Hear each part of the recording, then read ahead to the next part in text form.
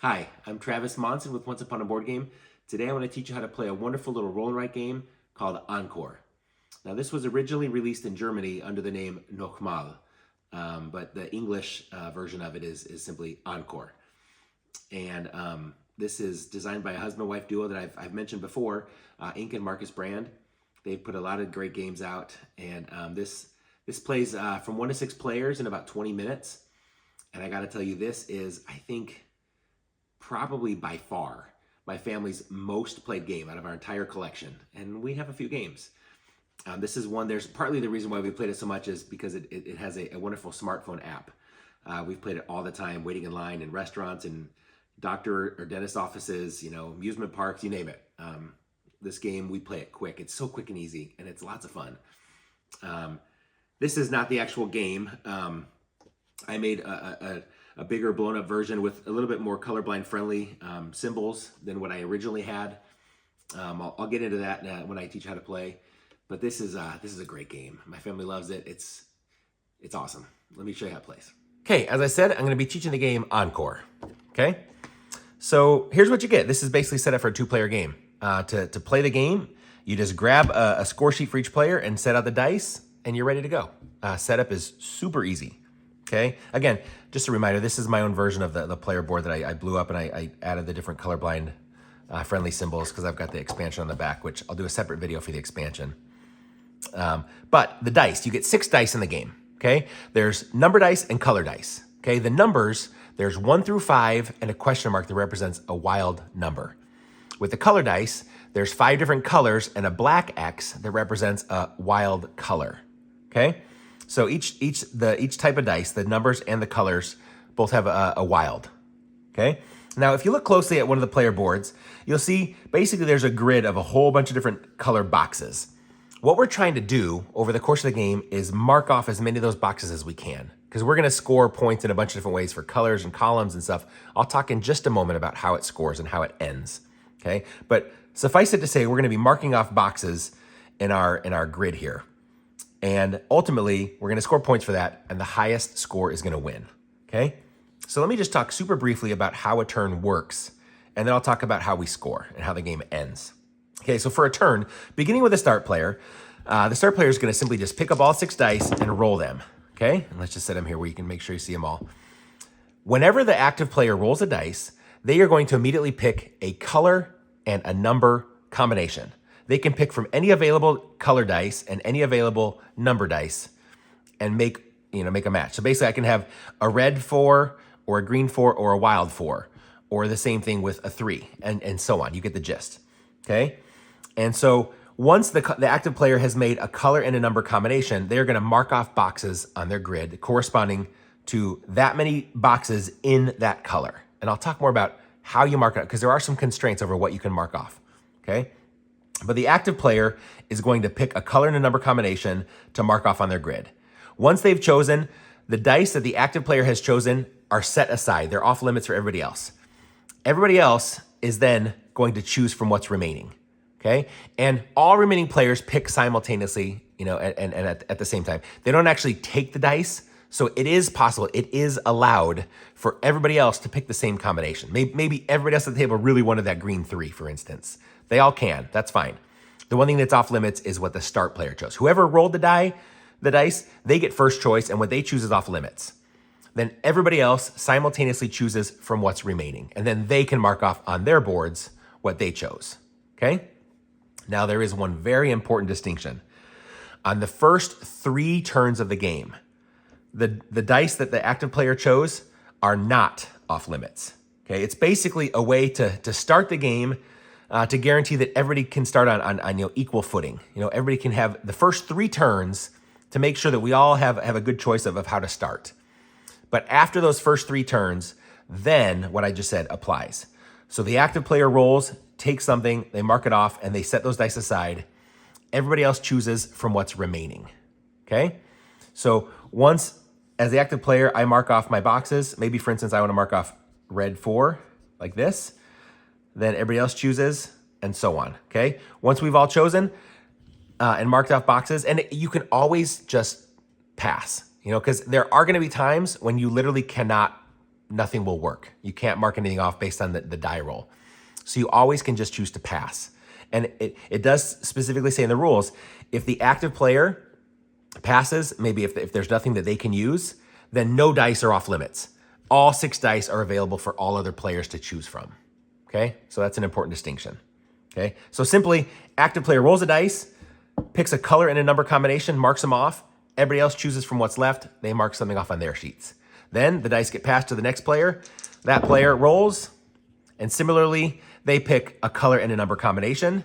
Then everybody else chooses from what's left. Once everybody's done that, pass the dice to the next player, and so on. Wash, rinse, repeat. Okay?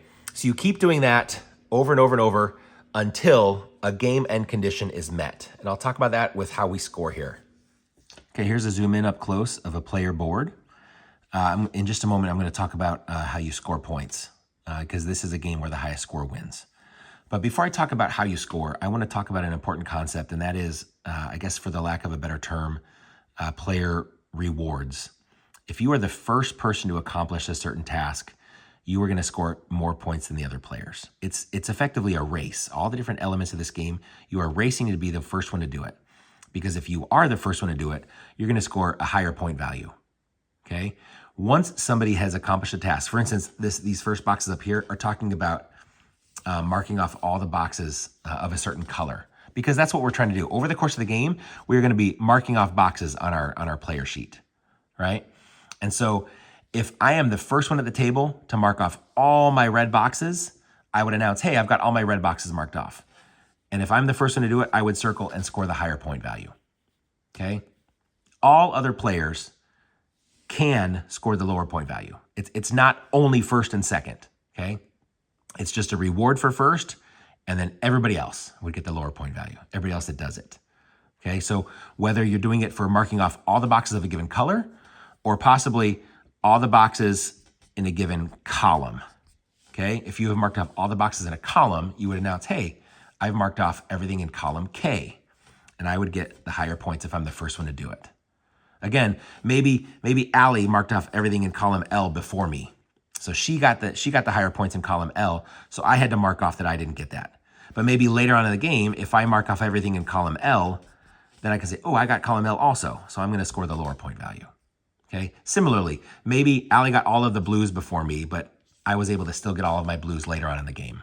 All right. So that's an important concept to understand, the principle of getting something first and scoring a higher point value, in which case all other players at the table would have to mark off that higher point value box on their player sheets, or everybody else can get the lower point value. The lower point value is never off limits to anyone. Anybody can get it, but only the first person is going to get the higher points. And there is one important distinction. If there's a tie, all the tied players, assuming they get it on the same turn, all the tied players can get that higher point value. Okay, whether it's for colors or for columns. So that's really important to understand. Because the way that you score, first of all, you see the first thing here is the colorful bonus word. What this is talking about is how many points did I score for getting color bonuses? In other words, points for having all of the boxes of a given color marked off on my sheet. And oh, by the way, this is what triggers the end of the game. When any one player circles their second color bonus, that's what ends the game, okay? It doesn't matter if they got the higher point value bonus for a given color for doing it first, or a lower point value for doing it later, just second or even last. When one player has 2 different color bonuses circled, that's what ends the game. You finish that turn and the game immediately ends, okay? So again, you'll add up all your points for color bonuses. So in this case, I would have the 5 and the 3. So I'd say, hey, I got 8 points for color bonuses. Next, you look at A through O. That's talking about how many points did I get for completing and circling numbers below columns. When you mark all the boxes of a given column and you score points for that column, what did I get? So add up all those numbers together. In this case, I have 2 and 2, so I have 4 points. So I'd score 4 points for my column bonus. Next, you see the exclamation mark. Well, this is talking about those wilds. If you remember up front, there's wild numbers and wild colors. Anytime I use one of those dice as a wild, I would have to denote that I used a wild. You can only use wilds 8 times over the course of the game. So as you use them, you're marking them off. At the end of the game, every exclamation mark that you have left unchecked is worth 1 point each. So in this case, I've got 5 that I didn't use, so I would add 5 points to my score. Okay, so those are all positive points. The last thing you see, there's a red, it's a minus. On the board, you'll see, it might be hard to see with the glare, but in every single color, there are 3 different stars. I don't know if you can see the one right there in red, okay? That might be the easiest one to see. There's one here in orange, all right? There's 15 stars across the board. There's 3 in each color, like I said. All of those stars are -2 points apiece. So ideally, you are marking all of those off, okay? Because every unmarked star is -2 points each. So let's say theoretically that I had 4 stars unchecked. That would be -8 points, right? Because -2 points per star. So at the end of the game, when you add up your color bonuses, your column bonuses, and your leftover wilds, and subtract the leftover stars, highest score wins. So in this case, my 8s would cancel each other out, and I scored a whopping 9 points, right? So that's how it scores, that's how it plays. Okay, earlier I talked about how there are some constraints, some rules with how you can mark boxes off on your grid. So let's talk about that for a second. First of all, you'll notice that column H, it's highlighted in red and it's outlined in white. Okay, that's letting you know that you have to basically start in the middle of your board. Okay, so a couple of rules. First of all, there's a big rule of adjacency.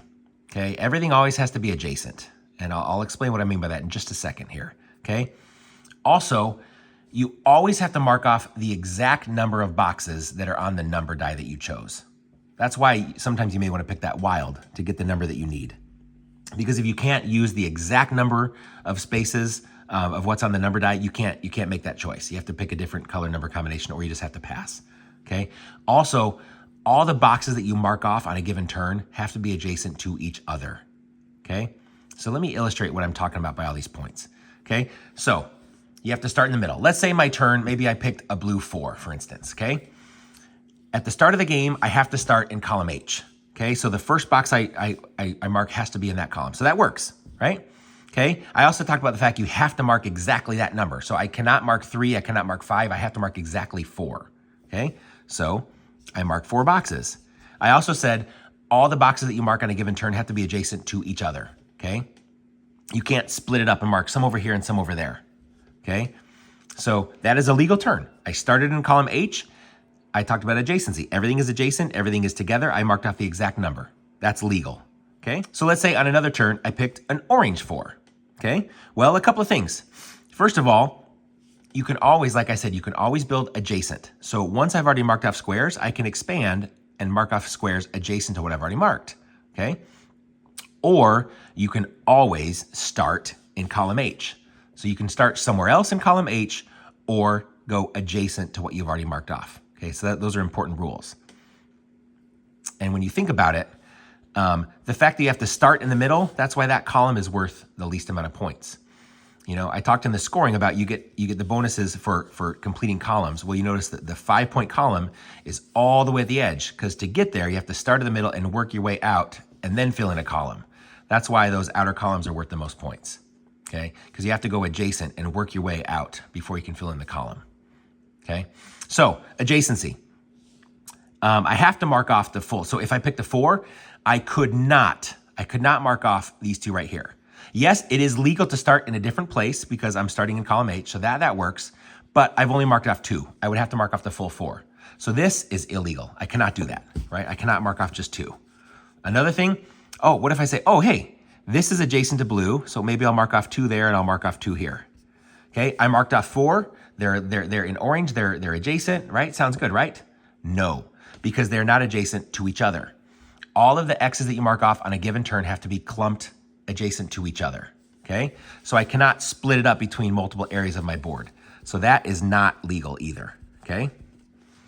I could, for instance, mark off 4 over here, or I could just do all 4 right here. There's 4 orange, okay? So I started adjacent to something I had already marked off. I did the full amount, and they're all adjacent to each other. So that's legal, that's good. Okay, so that works. So then maybe on a later turn, maybe we rolled a green 1. So with a green 1, I've got a couple of options, okay? I could simply mark a space right there, or I could do the other one, because I'm marking the full amount, it's adjacent to what I've marked, it's I haven't split it up. Well, with 1, you can't split it up anyway. I could do that, that's legal.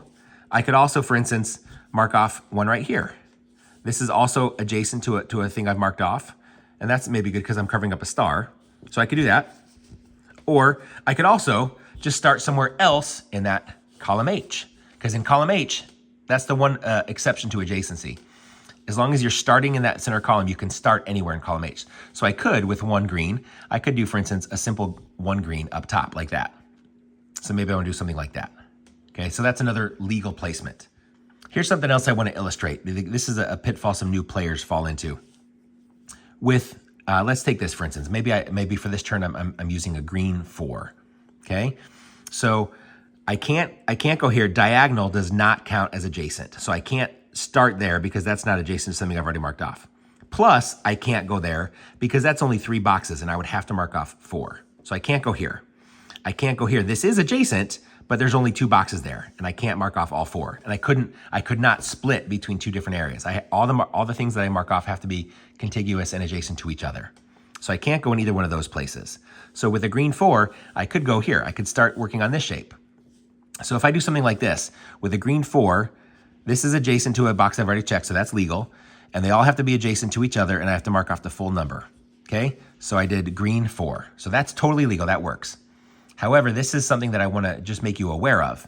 What I've just done here is I've made it difficult for myself on future turns, because now I have broken up this green shape into basically 2 isolated green boxes. Because of the fact that all of the X's that you mark on a given turn have to be adjacent to each other, the only way I could ever fill in these shapes is if on 2 separate turns, I got a green 1. So with a green 1, I could mark one there, and then another green 1, I could mark one there. I could not simply take a green 2 and mark off one here and one here, because those 2 X's are not adjacent to each other. Okay? So anytime that you're marking off multiple shapes or multiple X's in a bigger size shape and you're not completely filling in the shape, you got to be careful to not split it into multiple different groups where it will take multiple turns to get it complete. Make sense? So let's say maybe on a future turn, I picked a wild green. So if you look closely at the board, the way that it's broken down, every single color has groupings of same color boxes in all different sizes, from a single box of each color all the way up to 6 boxes of a single color. For instance, there was the size 1 green shape. There's 2 green boxes. There's 3 green boxes. There's 4. There's 5. And there's 6. Okay? So each different color has groupings from just 1 single box adjacent to 6 boxes adjacent. Okay? If you remember right at the beginning of the game, I talked about the fact that the highest number you can ever get is a 5. Okay? The number dice have numbers 1 through 5, and of course the question mark is a wild. So each different color has a size 6 shape that will require at least 2 different turns to fill in. Because even if I use a wild, the most I could ever do on a single turn is 5 boxes, okay? I cannot make a wild a 6. So that's a very important thing to know. Let's say I wanted to use a green wild, okay? So with a green wild, I could say, hey, I'm gonna make the wild a 2 to fill in these 2. Or maybe I can go here. I cannot, again, I just said a moment ago, I cannot make a 6 off of a wild. The most I could ever do is a 5. So maybe I wanna make this a green 5 to go 1, 2, 3, 4, and I wouldn't want to stop at just 4 because that would break it into 2 separate shapes like I just barely talked about, okay? So with the 5, I can do 1, 2, 3, 4, 5, for instance. So I got 5 adjacent to each other. I did the full amount, and it's adjacent to something else I'd already marked. So that's totally legal. But now that I've used a wild, I have to mark on my board that I use one of my instances of a wild. Maybe on a later turn, if this is the choice that I make, if I choose the wild color die and the wild number die, you can do that. You can pick any of the 5 colors and any number 1 through 5. So you basically can mark off whatever you want on your board. However, if I do this, I have to mark off that I used a wild color and a wild number. That takes 2 wilds. So you can do it, but you don't want to burn through your wilds too quickly, right? Okay, I've talked about the way that you mark squares off on your board. I talked about the way that it scores, and I talked initially about basically the general turn structure, how a turn works. So let me kind of put it all together to show you how it plays. I'll play through a couple of turns. So let's say I'm the start player. I'm gonna roll all the dice, and I pick a color number combination. So let's say I'm gonna pick, whoops, that was a 5. Let's say I'm gonna pick a yellow 5. Again, I start in the middle, and I have to do all 5 boxes together. I do that. Normally this would be off limits, but remember, the first 3 turns, it's open to everybody. So Allie says, I also will start with a yellow 5. So she'll mark off those 5 on her board. Okay, once everybody has done that, then the next player. So Allie goes, she rolls. And she rolls this, and she says, you know what? I will take an orange 4. And she will do these 4 right here. Again, this is turn number 2. First 3 turns, that's not off limits. I could take an orange 4. I'll say, you know what? I'll go the other direction. Maybe I could use that orange 4 because it's not off limits yet. But I'm going to take a blue 4 and I'll do this. So I'll do those 4. Then it's back to me as the start player. This is the turn number 3. So this is the last chance where the dice are not off limits. Okay, we do that.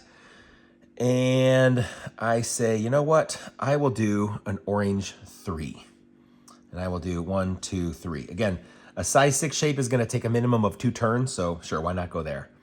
Allie cannot use an orange 3 because she's not adjacent to this. This would take a 2, so she can't use an orange at all. Allie could do a green 1. Allie will do that. She'll say, I'll do a green 1. Okay? So that was her turn. And now, those are the first 3 turns. So from here on out, whatever the active player chooses is off limits. The other people cannot choose that. So Allie's turn. She rolls, and she gets this. She says, she's going to take a 4. She'll take a blue 4, and she'll go right there. And I say, I cannot get to this blue because I haven't started, it's not adjacent to anything I've marked off yet. I can't get to this over here because it's not adjacent yet. This is not adjacent. So I cannot use a blue.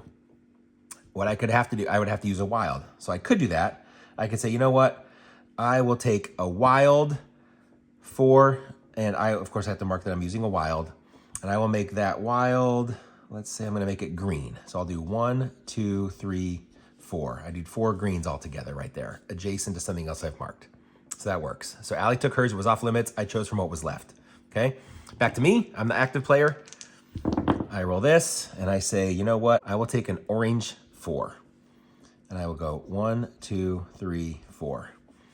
Allie says she will take maybe a red 5. She will go 1, 2, 3, 4, 5. Okay, she's already made it all the way to the final column. So now if she can spread out and get that in, she can get 5 points. Okay, that was my turn. So Allie's gonna choose first now.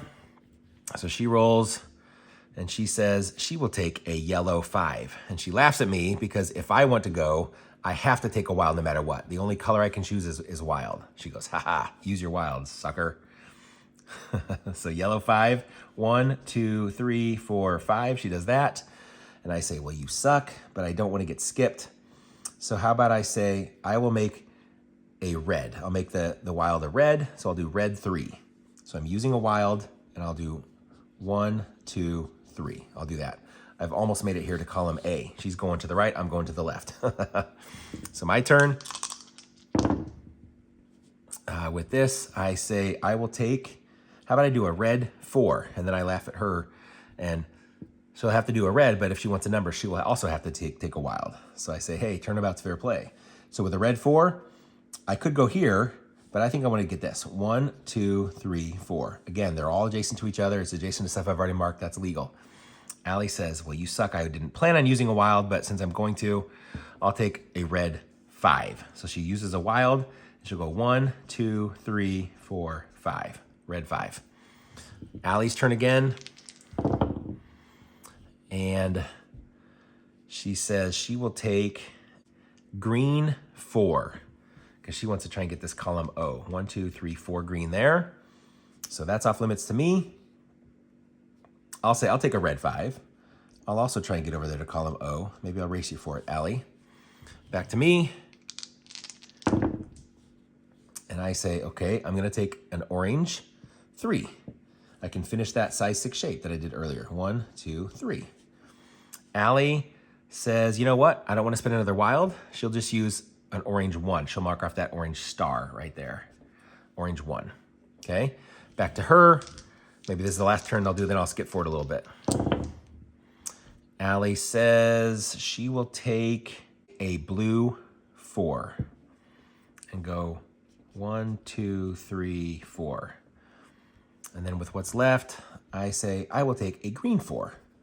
And I will go just like that. and so on. We would go back and forth like this, right? Let me fast forward just a little bit to maybe show when some of these columns and or color bonuses get claimed. Okay, it was my turn. I just rolled, and I'm gonna pick an orange 3. And if you notice, 1, 2, 3, I say, haha, I got column O. So I circle that. Now this is off limits. Now, Allie could say she'll take a yellow 3 and she'll do this, right? Let's say theoretically, if she already had these other boxes marked off, even though I did it before her, this is the same turn still, right? This is, even though, because it's active player and then everybody else, that's one turn, okay? So had she already had those boxes marked off, even though I technically did it first, if she would have gotten that yellow 3 to also get that to complete the column, that would be one of those instances where we both did it on the same turn, okay? So she would have scored the 5 points as well. However, she did not have those orange 3. So she says, oh, you suck, you beat me to it. She would mark off that the higher point value was taken. Then later on, the best she could do is getting the lower point value for getting it not first. Allie says, I know I'm running low on wilds, but I will spend a wild to make that a 2. So I'm spending a wild and a red 2. I can do this. And I just got column A. So she announces that, and I say, oh, that stinks. I wasn't even close. So I mark that off on mine. And then with what's left, I can't do anything. I'm close to getting a yellow bonus because I've got all my yellow marked off except that 1. But I can't mark off 4 or 3 adjacent yellow box. Oh, I guess I got that one as well. I got 2 yellow boxes. But that's a 1. I would need a yellow 1 and a yellow 1. So with yellow 3 and the yellow 4, I can't do anything. So I would just have to say I pass. It's back to Allie's turn. She just rolled this, and she says, I'm taking a blue 2. She will do this, and she says, I have marked off all of my blue. So she circles it. She got the higher point value for blue. I do not. I take what's left. I can do a yellow. I use a wild to make it a yellow 1, and I say, well, I got all of my yellows. So I circle all my yellows, and Allie says she does not have that, for example. Okay, it's Allie's turn. She just rolled this. We're really close to ending it, as you can see by our boards that are mostly filled in. Allie's thinking she could go a couple of different directions. She could take a yellow 4 and fill in all 4 of these to complete these 2 columns, K and L. That would effectively net her 3 points because she wouldn't get the first place points. Conversely, she could say, you know what? I'll take just a simple yellow 1, and she can mark off this one over here, okay? You probably can't see with the glare and the lighting, but there is a star in that box. So if she marks off a yellow 1 here, she completes column C for 2 points, and she gets rid of a star, which was effectively another 2 points. So this, she gains 4 points, versus marking these off over here, she gains 3 points. So Allie says, yeah, that's better for me. I will take a yellow 1, mark off the star, and score the 2 points. And then I say, well, then I will take the orange 2, and I say, I just got all of my orange. So I mark off, I got another color bonus. Allie can't get that one. She didn't quite get, she still has green left, she still has yellow left, she still has red left, and she still has orange left. So she didn't have 2 color bonuses, but I did. I got 2. Remember, that's what triggers the end of the game. When any one player has 2 different color bonuses circled. So that's it, game over. Now we would add up final points. My color bonus, I have 5 and 5, so that's 10. Allie has just a 5. For columns, let's see, 21, 26. 26 for columns. Allie's got 6 is 24. For leftover wilds, Allie has 2 wilds she didn't use, so that's plus 2 points. I've got also 2, that's 2 points. For stars, I've got a star right there. You probably can't see it. And I got all the rest marked off. So I only have 1 star visible, so I lose 2 points for that 1 star. Allie has a star right there. And that's it. She also has just 1 star, so she loses 2 points. So the plus 2 and the minus 2 cancel themselves out. And you can see I beat her on those 2. So 36 to 29. And that's the final score, and I win. So that's how you play. Okay, I want to just talk really briefly about the solitaire version of the game. There's a really fun solitaire mode. First of all, just two big distinctions. First of all, instead of playing with 3 of each type of dice, you only use 2 of each type. Okay, so you remove 1 color and 1 number die. Secondly, instead of the game ending when somebody claims 2 color bonuses, the game just ends after a flat 30 turns, okay? And so you would roll the dice, and when you first take a turn, like maybe I rolled the dice and I started with maybe a red 4. Sorry, I rolled that. I take a red 4. So I do something like that, 1, 2, 3, 4, right? You play, the rules are the same with how you play, but then you just mark off, you put a little hash mark, that was 1 turn, okay? Then I'm gonna go something like this. Maybe I'll do a blue 4. 1, 2, 3, 4. That was turn number 2, so I just mark off another little hash mark. So basically, you just make a little hash mark each turn, and there's 15 columns, and so you'll know exactly when the game is over by marking your 30th little hash mark. So in a solitaire mode, you could possibly get more than just 2 color bonuses because that doesn't end the game. The game ends just after 30 turns. So you'll just roll it, again, only 2 of each kind of dice instead of 3, and you just kind of mark the passage of time each turn. You just mark off a little hash, you know, just kind of like that. Those little hash marks, it has nothing to do with the availability of scoring points for that column. It just is a way to see how many turns you've taken and how many turns still remain. And again, you would always just score the higher point value, you know, for any columns that you get. You wouldn't score the lower points. But that's how you play the solitaire mode. Really fun, really quick and easy. And that's Encore. As you can see, it's a super easy little game. Roll the dice, pick a color and a number combination, and mark off the squares. Try and get columns completed, hopefully more, you know, to the edges where they're worth more points. Try and get all of one color. It's really easy. You know, the games are really quick. Like I said up front, the box says 1 to 6 players in about 20 minutes. I've mentioned this with other roll and write games. I don't think you need to limit yourself to just 6 players. And again, this is maybe, you know, I'm going against what the designers said.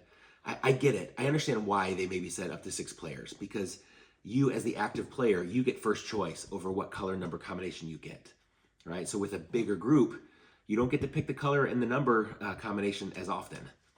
But if you're okay with, you know, just picking with what's left over, you know, because everybody gets a turn on every single roll. Everybody gets to do something. Everybody gets to mark something on their board. So even if you're not the one choosing, you know, getting first choice, you can still do something. And so I get why they limited it to 6 players for the true version of the game. But as long as you're okay with maybe not getting the first choice as often, you can definitely play with a bigger group. And we've done it successfully, and we've still had lots of fun. So I understand why they limited it to 6 on the box. But like I said, you could easily play this with bigger groups. It has a whole bunch of expansions. I've got some right here. As you can see, and I've kind of labeled them, you know, with what I laminated here, but it's got expansion map 1 and 2, and 3 and 4, and 5 and 6, right? They're all different layouts. You know, the game plays exactly the same, but it's, you know, a different arrangement of colors and boxes. And there's even an advanced version called, in the English printing of this is called Bravo, Noch Mal so gut in German. This is kind of the advanced version. I'll do a separate video on how to play this. This is taking it to the next level. This is even really, you know, a whole lot more fun. But like I said, Encore is probably our most played game, and we love it. It's a lot of fun. Hopefully this teaches you how to play. You can understand maybe why it's something that we come back to again and again and again. And yeah, hopefully this lets you sit down and get right into it. If you have any questions or comments, let me know. I'd appreciate it if you could give me some feedback. Let me know if there's a different game you want me to cover. Give me a like and a subscribe. And yeah, thanks for your time. I appreciate you watching. Travis Montz with Once Upon a Board Game. Thanks.